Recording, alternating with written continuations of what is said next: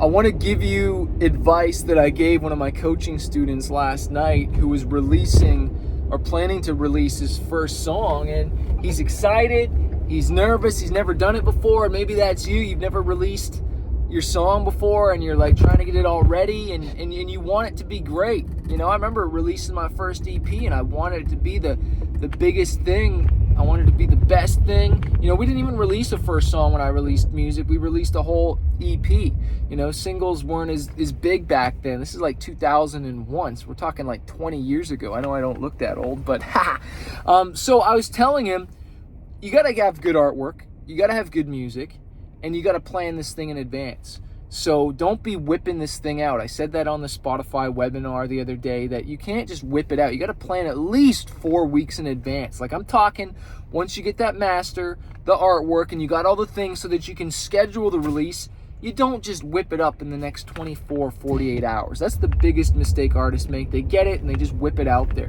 When you do that, you can't pitch it to Spotify playlists. You can't pitch it to Amazon. You can't pitch it to Apple Music and all these places. You can't have the time to schedule the release and create all the promotional materials for it. Like when I go home right now, I got to create some more promotional materials for this new song that's dropping this Friday because I want to create all this content to promote the song. It's not just like the single cover. I got to create content. And I talk about that in my music marketing and promotions guide. Go pick that up on Amazon or off my website. But I said to him, schedule the release at least 4 weeks out is number one. So plan it out 4 weeks out. So that means you got it, you uploaded it to DistroKid, TuneCore, and then you got to pitch it to all the playlists, all that stuff, okay? But then what you got to do is you should be running ads right then. Like start running ads now, promoting that song and give it away for free in exchange for an email address. That's what I said. And I teach you that, I think, in the 10X Your Fanbase Challenge. I go through a whole free challenge on that. Just search for that, 10X Your Fanbase free challenge, 5-day challenge, I think it is. But I talk about how to build a Facebook or Instagram or ad, run a TikTok ad, whatever ad, to a page where you're giving away your music for free in exchange for an email. And you might be thinking, well, why would I give my music away? You know, and it might hurt the release. No, it's not. Nobody's heard of you, bro. Nobody's heard of you, girl. I'm sorry to, wake it up, but I've got almost 900,000 monthly listeners right now, and nobody has heard of me. Okay, I was saying how this one artist has 13 million monthly listeners, and I named the guy, and nobody had heard of him on the webinar. So to think that you giving away your song is somehow going to mess up your release, or what, your one or two friends that are going to see it, and they might not even buy it, they might just stream it. What, we're polarizing your 0.007 cents that you could make, and of course they're going to stream it on the day of. But why are we doing this? Because we want to build up the email list, okay, of fans that are obviously interested in your music because they gave their name and email for it. And then when the day of release comes, you say, hey, I know you guys had this early, but I wanted to send it to you now. Go stream it. Now it's on Spotify, it's on Apple Music. I'd love it if you could support it. And hopefully, and this is what I said to the artist, create a bundle and some merch around that single. And this is one of the things I talk about, is that like you can have a t-shirt based around the song. You could take lyrics from it and create a wristband. You could create a sticker. And you could have a nice merch bundle that you sell that has more profit so that you make way more money. And that's your profit maximizer. That's your self-liquidating offer. So like, you're running ads to promote this song, and then hopefully you sell merch on the back end of these people.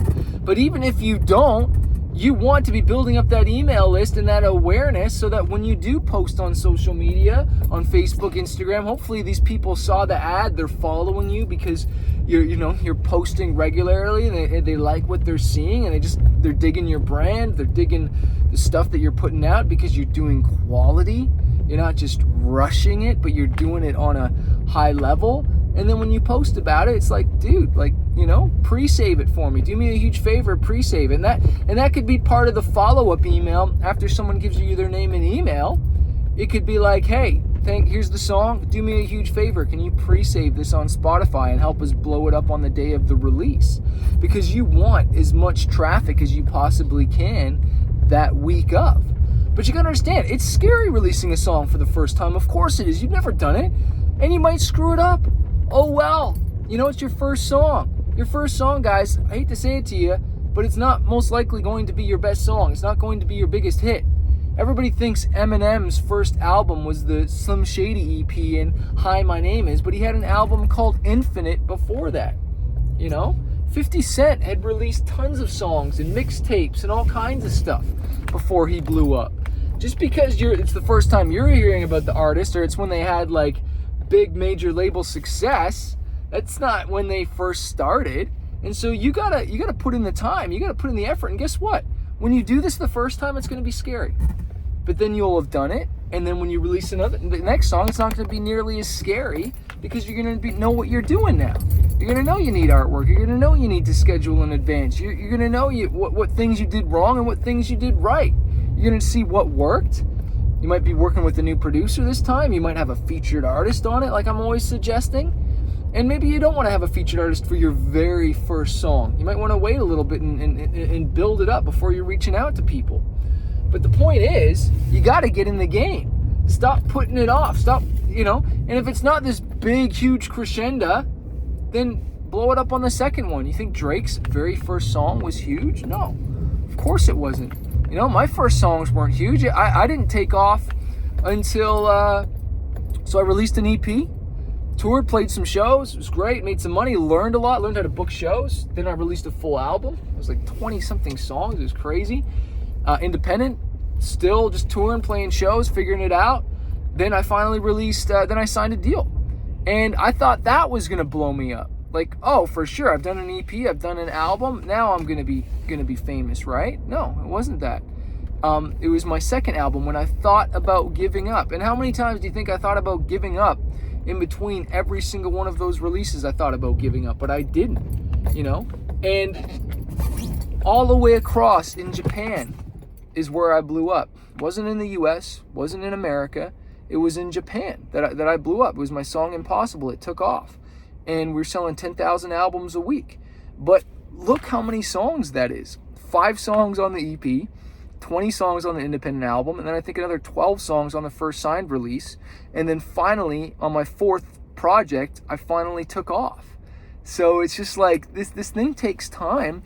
But like, you love what you're doing, right? You're doing this because you love music and because you're passionate about it. You have a message, I was listening to some song that just made me feel awesome. I think it was Free Ride by Edgar Winter Group or something like that. Come on and take a free ride, free ride. Come on and take a free ride. That song? And it just makes me feel good. Like, that's why we make music, right? Because it makes us feel up, feel sad, feel whatever, And so plug into why you're doing this, and don't get so caught up in the numbers or whatever. Get caught up in your passion, because that's the only reason I'm still doing what I'm doing. That's the only reason I was able to push through those super dark times when it wasn't working, when I felt like I was wasting money, is because I believed in it so much. And I never cared about the money, man. Like, I was already making money from my computer job. And, you got to have your why big enough to hold you through those times when you get ripped off, or when you put all this effort into the song and then it doesn't take off the way you want it to, okay? There's a free webinar I have about Spotify, because I really believe Spotify is like the best gift we've been given as artists. Like, I used to have to travel hours to hopefully sell CDs, right? And now I upload my music online, or I promote it on social media, connect it, and when people stream it, I get paid for it. And I don't just get paid once when they buy the CD, because that's the only time I get paid, just once. But when people stream it, I get paid. And when they stream it again and again and again, and I keep getting paid every single time. So I'd rather get paid over the lifetime of that song as opposed to just getting paid once. I also love how Spotify just randomly shares my songs through their algorithm. Talk about that in the webinar. Click the link below this video, or go to, I think it's smartmusicbusiness.com/Spotify webinar. And I share about how the algorithm just shares my song, or I get added to an editorial playlist. And so people that normally would never listen to Manifest are listening to me, are saving my songs. And then they're coming into my world, and they're buying my music and my merch and stuff like this. Like, the algorithm and the idea that it just opens the doors. Like, these gatekeepers of the labels had the chains for so long, guys. Like, we're living in the best time for music. Like, if you can't become successful in this economy and this time in music, then you'll never be successful. Like, this is the greatest time for artists and musicians. So I hope that inspires you. Go watch that webinar. If you want one-on-one coaching, check out fanbaseuniversity.com. When you watch the webinar, I actually share how you can get 2 free months of coaching with me when you sign up to the Spotify Profits program. But go watch the webinar, see if it's for you, and see if I'm your guy. And we'd love to help you out. But go release that song. Go put your stake in the ground. Set a release date. That's the best thing you can do, is just set a release date so that you have it, and then work backwards from that. But when you set a release date, that's kind of like when you commit. All right.